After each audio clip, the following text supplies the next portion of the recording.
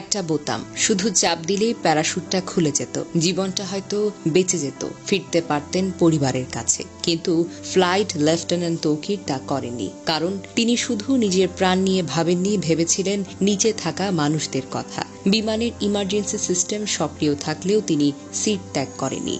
শেষ মুহূর্ত পর্যন্ত চেষ্টা করে গেছেন বিধ্বস্ত হওয়ার আগেই ফাঁকা জায়গায় নিয়ে যেতে। তিনি জানতেন তার এই যুদ্ধ বিমান যদি কোনো জনবহুল এলাকায় পড়ে আরও অনেক প্রাণ যাবে। এই সাহসিকতা, এই আত্মত্যাগ কোনো শব্দে সম্পূর্ণ বর্ণনা করা যায় না।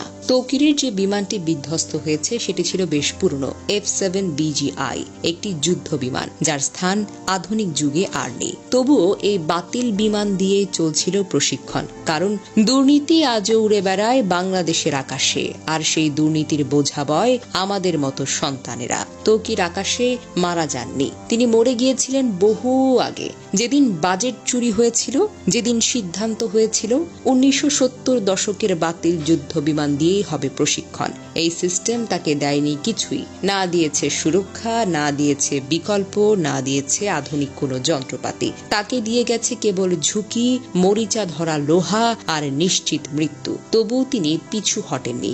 দেশ, দায়িত্ব আর মানুষ, এসবের কাছে নিজের প্রাণকেও তুচ্ছ মনে করেছিলেন। উত্তরার আকাশে ফ্লাইট লেফটেন্যান্ট তৌকির একা মারা যাননি।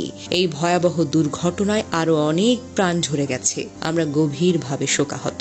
শহীদ তৌকির সহ সকল নিহতের আত্মার মাগফিরাত আমরা কামনা করি। আহতদের জন্য দোয়া করি, আল্লাহ যেন তাদের দ্রুত আরোগ্য দান করেন। আমাদের একটাই প্রার্থনা, আর যেন কোনো তরুণ তৌকিরকে একটা মরিচে ধরা যুদ্ধ বিমানের সঙ্গে জীবন বিসর্জন দিতে না হয়।